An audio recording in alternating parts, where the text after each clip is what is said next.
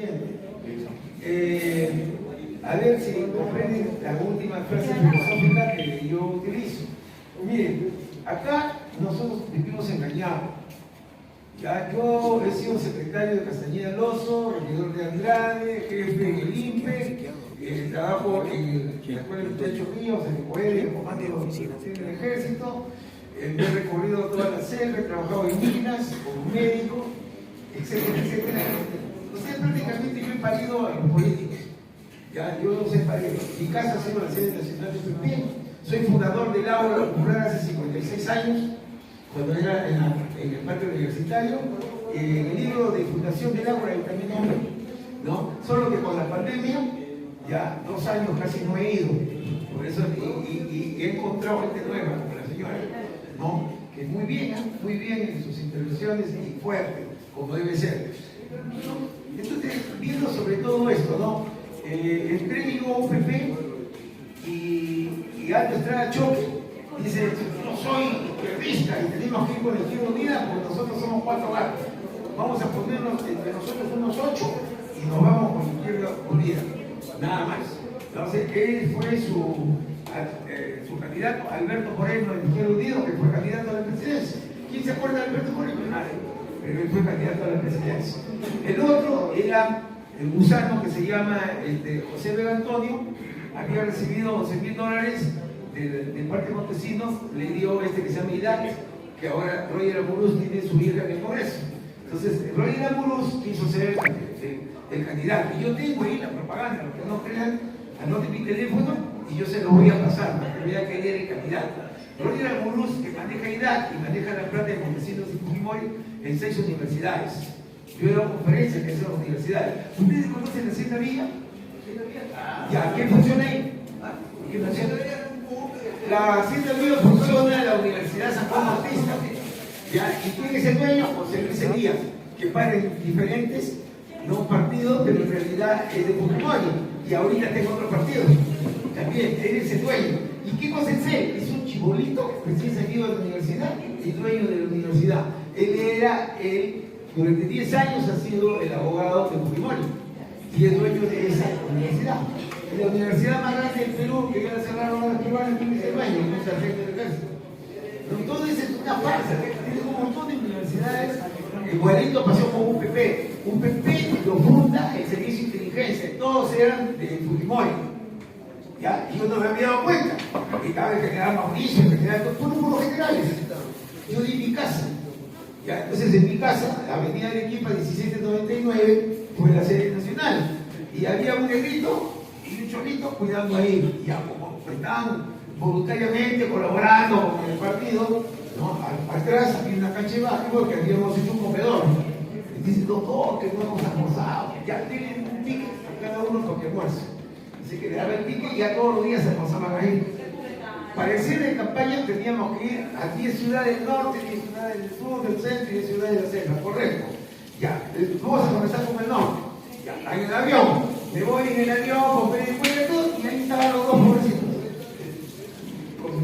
Mi hijo ha nacido en Piura, y la base que yo hice UPP todas son de Piura. Yo he sido jefe, ¿no?, en Talara y en Turbes. He sido jefe policial, también soy el capitán de policía. Ya, entonces, en ese sentido, mis hijos han nacido en el norte. ¿Ya? Entonces, y las bases toditas mías son del norte. Correcto. ¿Ya? Y yo los encuentro ahí.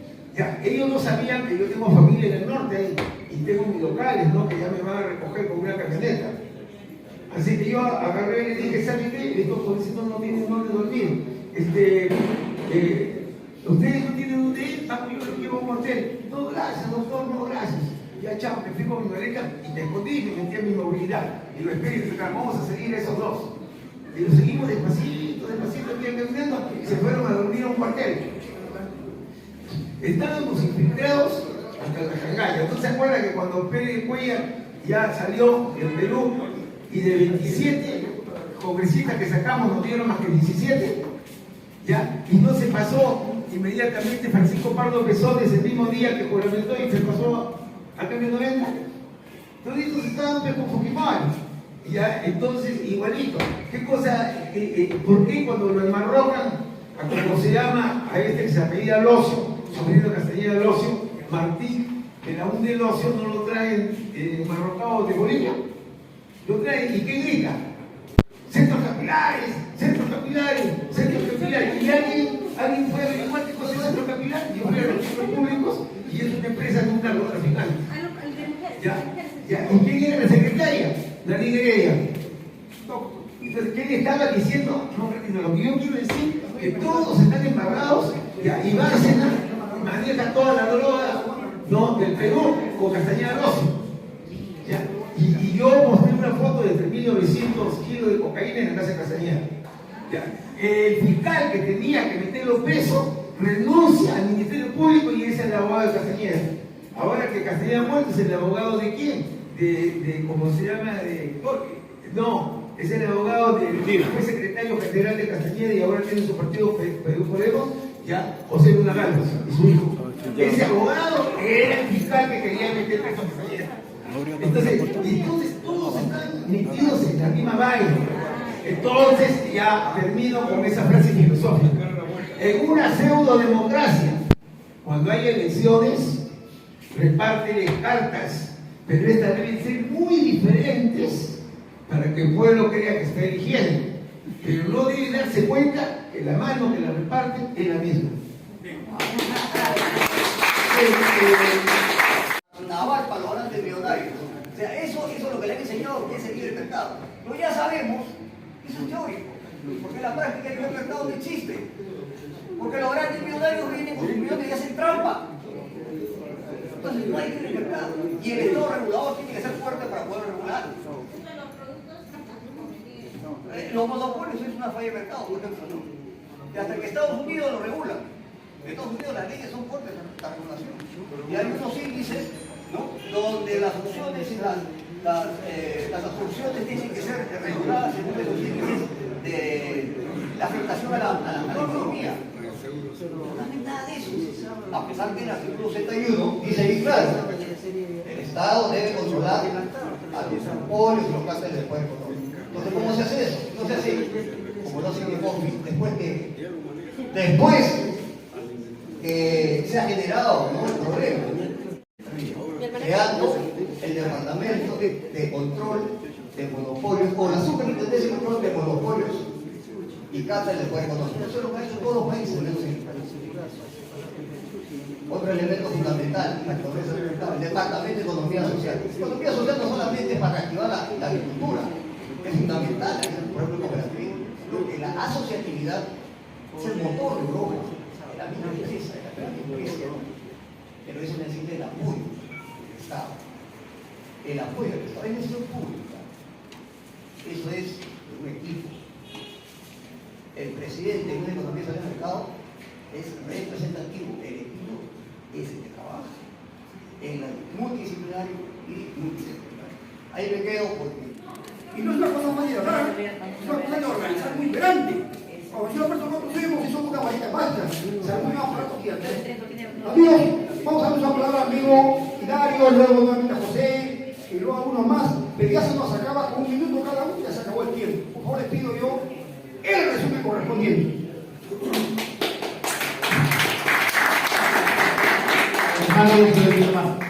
No voy a hablar de la historia porque en algún momento lo podemos leer en tiempo muy corto. ¿Qué tenemos que hacer nosotros? ¿Qué tenemos que luchar? ¿Qué tenemos que pedir nosotros? La Constitución o las normas se van a cambiar por dos razones. Una, porque nos ayuden, nos acepten aquellos que dominan al Perú y tienen los medios grandes. Y la otra, porque el pueblo, por necesidad, lo exija. Tenemos problemas nosotros porque no generamos empleo. Nuestra materia prima o la materia bruta de los minerales sale y se va sin bruta al extranjero. Necesitamos generar empleo y necesitamos tener ingresos. Al llevarse la materia bruta no se vende en el Perú. Cuando nos dicen, por ejemplo, pagan impuestos, un momentito, el 30% que es el impuesto a la renta, lo cumple. Pero el canon minero no lo paga la minería, lo paga el gobierno del 30% que recibe. Y del 18% del IGB por vender el producto, como no se vende en el Perú, entonces no pagan ese impuesto, le pagan 0,0 y como tienen crédito fiscal hay que devolverlo. Señores, ¿qué necesitamos nosotros? Nosotros tenemos que reclamar que se genere empleo en la boca del túnel, que se haga transformación primaria. Segundo, que se manufacture en el Perú, y para eso hay que crear unas francas industriales. Por otro lado, tenemos nosotros tres grandes movimientos, tres grandes bloques humanos que no trabajan, que trabajan pero que están prohibidos. Por ejemplo, tienen los ambulantes que los corren como si fueran delincuentes y le quitan sus cosas y le roban y nadie dice nada. Tenemos taxistas en colectiveros que están prohibidos y siguen trabajando. Y tenemos mineros informales que aunque les prohíban siguen trabajando. ¿Por qué? Porque no podemos dejar de comer, señor. No hay trabajo, no hay que hacer. Entonces, en lugar de tener leyes hipócritas, leyes que no se cumplen, tenemos que preocuparnos por ampliar la red tributaria y captar mayores recursos para el sistema de salud. Y eso se va a hacer precisamente formalizando. Antes, los municipios le cobraban una sisa a los ambulantes por usar la calle. Eso lo pueden pagar en un aplicativo y el Banco de la Nación o de la SUNAT recibiría una cantidad de dinero todos los días. Si nosotros necesitamos facilidades para que trabajen los taxis y colectivos que están trabajando, no van a aumentar más, porque los que hay son los que existen. Solamente que van a tener que tributar, y nos olvidamos de que la policía esté pidiendo licencia de conducir, tarjeta de propiedad, que son tonterías. Debe preocuparse por si tributa o no tributa, porque al final si el señor comete una infracción y no tiene licencia de conducir, esté el delito tipificado para que lo condene. Señores, nosotros tenemos que preocuparnos porque nuestra economía avance. Tenemos que preocuparnos por salir adelante, y eso va a salir solamente con el empuje de la gente. El minero informal también tiene que regularizar y pagar. Lo puede hacer, sí. ¿Pero por qué no lo hace? Porque nosotros tenemos una forma de tributar que es un poco a la inversa de lo que debe ser. Los de abajo pagan más y los de arriba pagan menos. Argentina, los grandes mineros, cuando tienen recursos, cuando han ganado bastante dinero, no pagan el impuesto porque dicen que van a reinvertir el dinero. Por la política tributaria ellos reinvierten, o sea, con nuestra plata se compran carros, con nuestra plata se compran casas, con nuestra plata hacen mucho más grande su negocio. Usted invierte en una tienda y hoy día gane y diga, señor, no pago porque voy a reinvertir. Le quita todo. Ese sistema nefasto que tenemos que cambiarlo. Y solo lo vamos a cambiar cuando el puro empuje.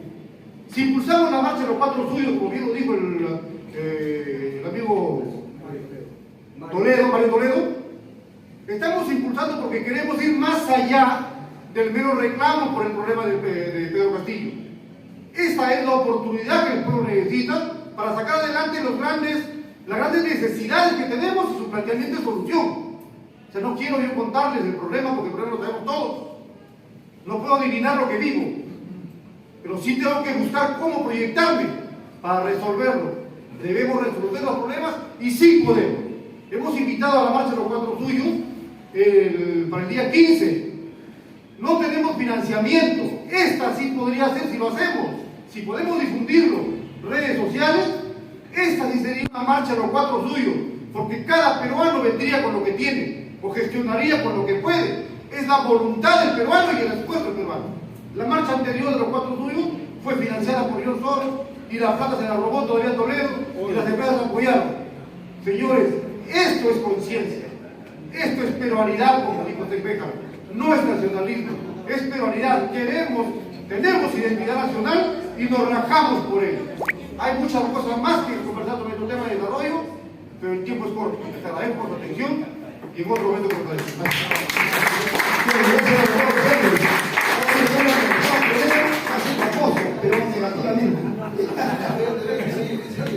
Bien, vamos a darle la palabra a nuestro amigo José Castillo, él es del equipo de Experta Perú, que él tiene programa la semana que viene y empieza con economía.